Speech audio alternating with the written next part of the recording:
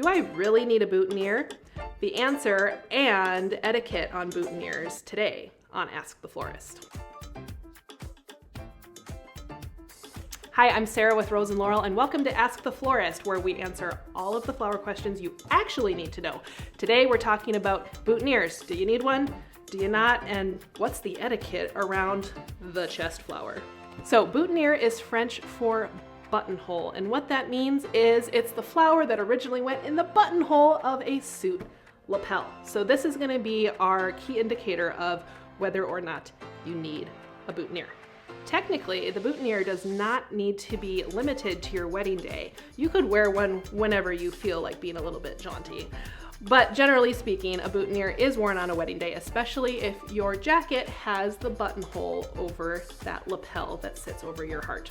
When do you not need a boutonniere? If you are choosing to not wear a jacket, skip the boutonniere. A boutonniere pinned to your shirt, it just doesn't look right. It's gonna wrinkle the shirt, it's gonna flop forward.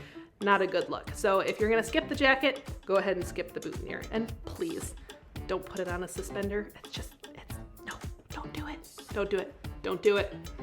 This is a rule that not everybody is aware of, but if your wedding is going to be black tie, you do not need a boutonniere. Boutonnieres are not traditionally worn on a tuxedo jacket, especially one with a shawl collar, because that doesn't have a buttonhole, again, on the lapel. If you are opting for a tux jacket that for some reason does have a buttonhole on that lapel, then go for the boutonniere, but otherwise, feel free to skip it. So you are ready to plan your wedding flowers and you're wondering who needs a boutonniere?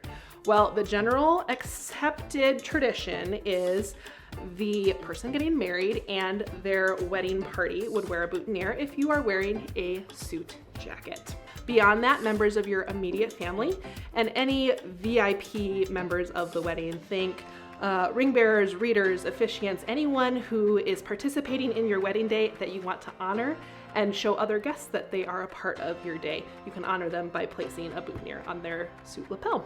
Okay, so etiquette with boutonnieres. What should you wear with it and what should you not? We've already established if you've got a jacket with a buttonhole, boutonniere goes on there. What about a pocket square? Generally speaking, pick either a boutonniere or a pocket square. If you're feeling a little extra, you certainly can wear both. I generally would advise that they don't clash. Make sure that they complement each other. Unless that's your personality, then you do you. And if you want a hot pink pocket square and an orange boutonniere, you go for it. Happy to do that for you. What about lapel pins? I've seen some things. We don't want to do lapel pins, okay? If you're gonna wear a lapel pin, go with the pin, skip the boutonniere. If you want the boutonniere, skip the lapel pin. Pick one or the other. Don't wear them together. It looks messy, and that's not what the intent was. The intent of the lapel pin is to be a singular item, not to be worn with a boutonniere.